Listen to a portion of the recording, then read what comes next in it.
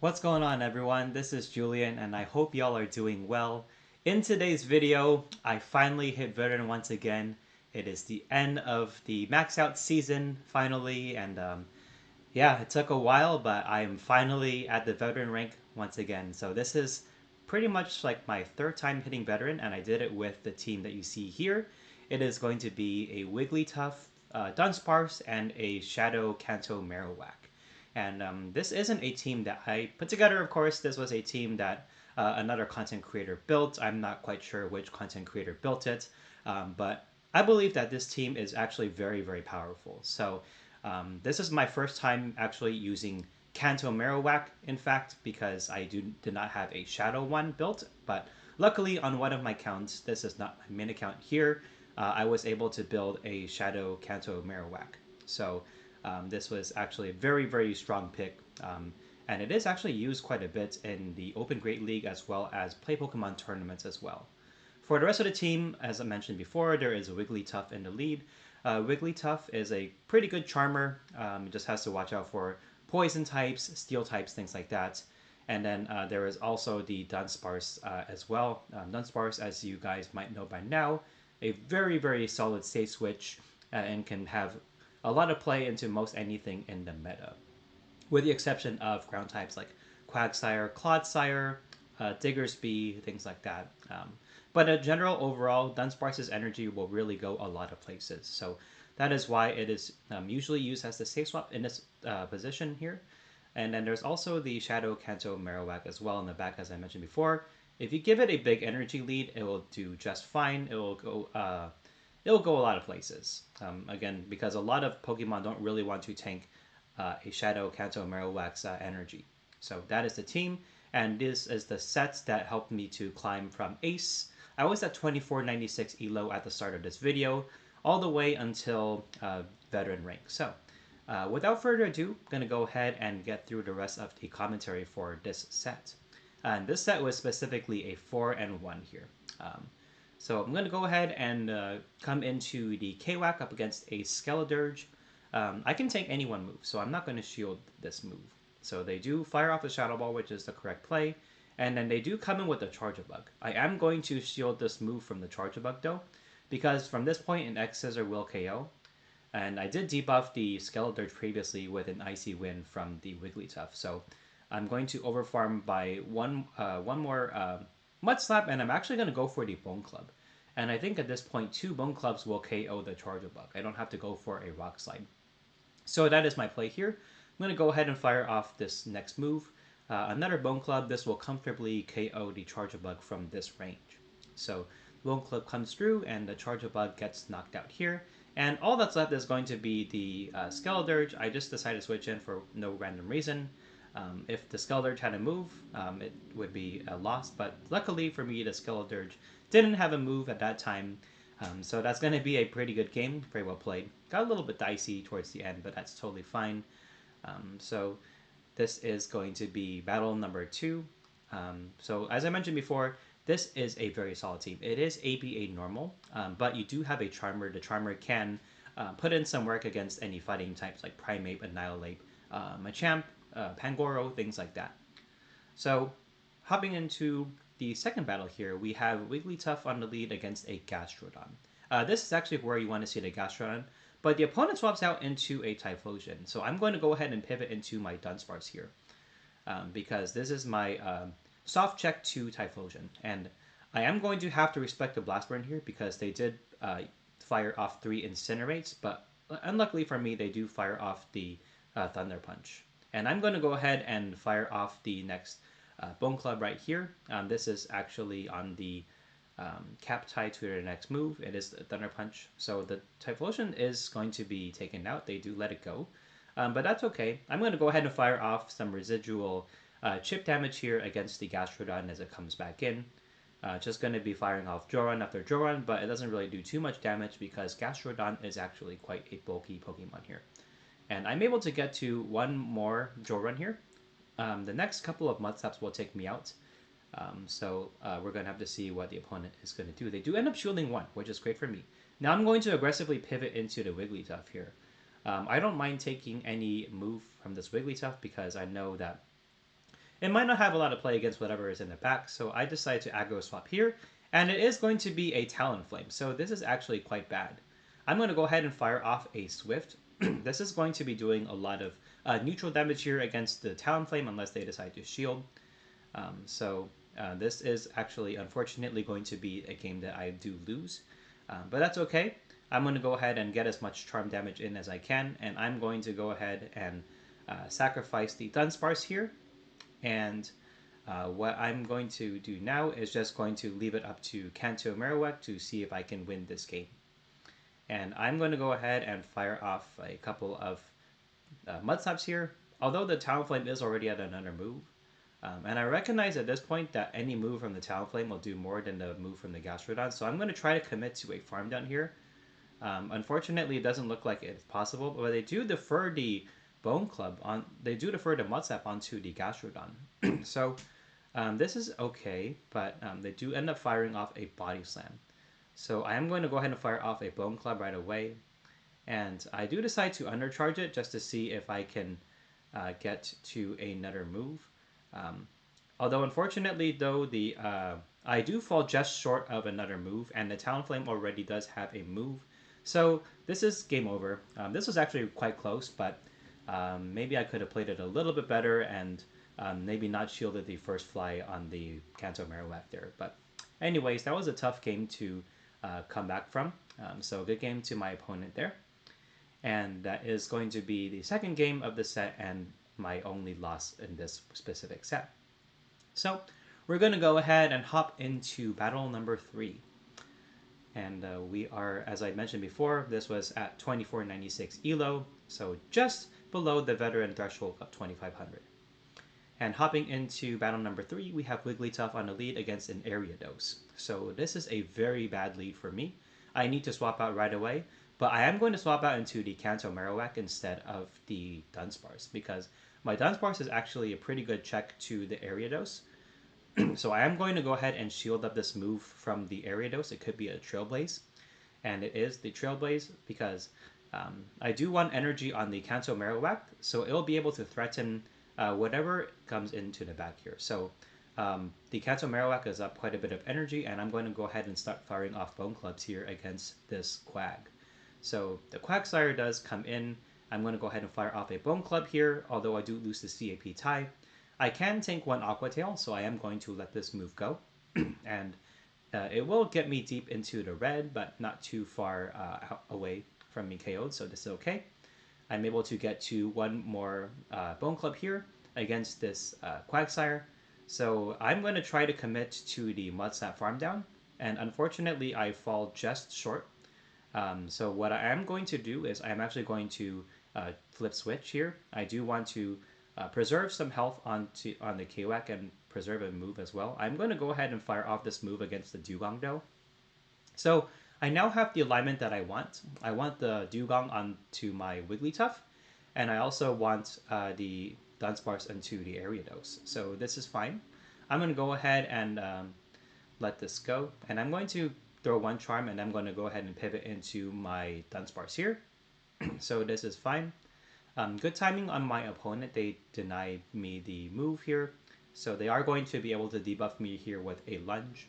And the opponent still does have 2 shields, so I do have to be mindful of that. And I'm going to go ahead and fire off 2 rollouts here, and then a move. But unfortunately, I do throw on the CAP tie, which I do lose. So they're going to be able to get off another lunge here, and I'm going to go ahead and now fire off a Rock Slide. It is double debuff, but the opponent still does need to shield if they want to save the Ariados.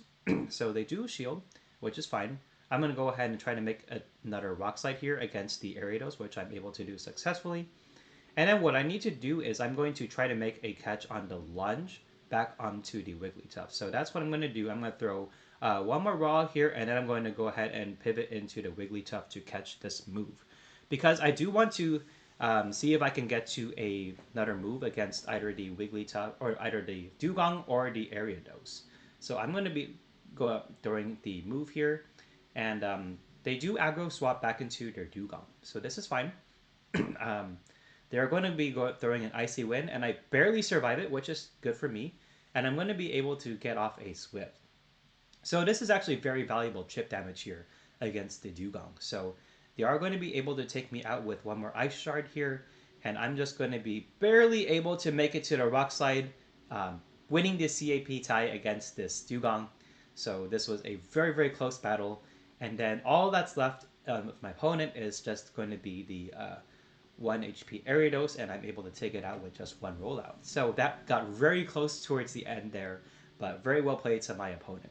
And that is battle number 3, and as you can see, this is a very sweaty battle for me, and definitely a very tough one, but I figured out the win condition here, and I was able to pull off the win. So that's pretty much what you want to do. Like in most situations, you want to be able to see if you can find the win condition of any battle, and then work your way around any very negative matchups. There are some matchups where you're going to be hard countered. There's nothing really much you can do, but any other situation, figure out the win condition and you'll be fine. Battle number 4, here we have Wigglytuff against a Malamar, a solid lead. I'm going to go ahead and pivot into my Kanto Marowak here as they respond with a Clodsire. So this is a very good matchup here for me. I'm going to go ahead and no shield. The Earthquake will do a lot of damage here to the Kanto Marowak, but it will not KO here. So I'm going to go ahead and farm up a little bit, and I'm going to be throwing a Bone Club right here. I'm at the back-to-back Bone Club, so the Clodsire is not going to shield, but if they do decide to shield, I have one more Bone Club locked and ready to go. And I'm able to get one more Mudslap's worth of energy here against the Clodsire, which is great. I'm going to go ahead and fire off a Bone Club right here. I'm almost at back-to-back, so this is going to be doing some nice chip damage here against the Malamar, and then I'm able to get one more Mudslap in and then throw a Bone Club right here. This is going to be either getting some chip damage here or putting the Malamar deep into the red. So the opponent does decide to let it go, and I decide to try to snipe here with the Dunsparce. But unfortunately, I will need to take a superpower, so I'm going to go ahead and let this go. And I hope that the Wigglytuff is good against whatever is in the back, but no, unfortunately, it's another Talonflame, so there's not really much I can do here. I tried to fire off on good timing, but unfortunately, I do let a whole Incinerate sneak through, which is so bad for me. But I am able to get one shield here from the Talonflame with the Rock Slide, and I'm able to make another one. So this is actually good for me. Now I'm going to be able to threaten a knockout or another shield here from my opponent with another Rock Slide. So this is actually great for me now. I'm going to go ahead and come in with the Marowak, anticipating them to blind throw, and they do. So this is actually perfect for me.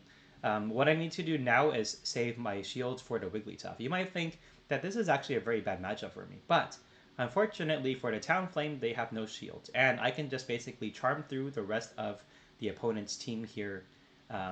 Basically, there is no longer a win condition for my opponent unless they decide to try to catch a move on my on the Wigglytuff, but I can just double shield the Wigglytuff, and they only have one move against the Wigglytuff here with their Malamar, and they're not even really at the move yet, so this is perfectly fine. And I decided to throw in a move just in case they had a move, but that's okay. A superpower wouldn't really have KO'd here anyway from the Malamar, so this is going to be a win for me. Great game to my opponent, and we are in the positive. So I just need one more win, and then I will be able to secure the veteran rank.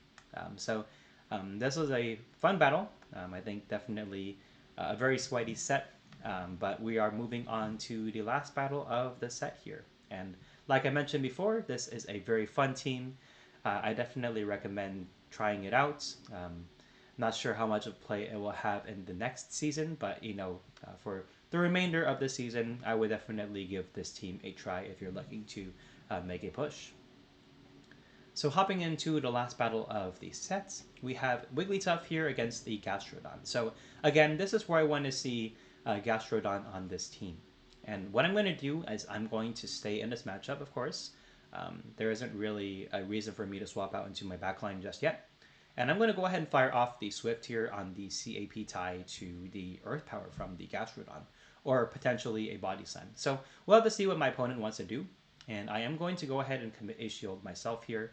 I definitely don't want to be tanking the Earth Power, and I do believe that the Wigglytuff's energy can be useful for whatever is in the back. So I'm going to go ahead and commit an early shield in this matchup. And I'm going to be able to charm down the Gastrodon.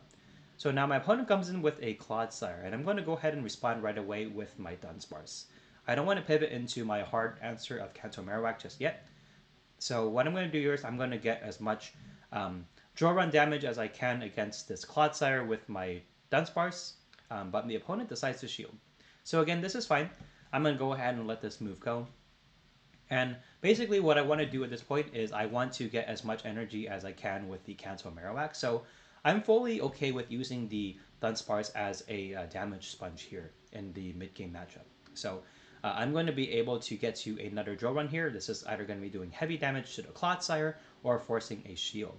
And now my opponent decides to double shield. So this is actually perfect for me. I am going to try to make it to another draw run, and luckily I am able to. So this is actually very good for me. This is going to be some very valuable chip damage here against the Clodsire. And it's definitely going to be in a good range for me to get my Kanto Marowak on this Clodsire. So this is perfect. I'm going to go ahead and let this move go.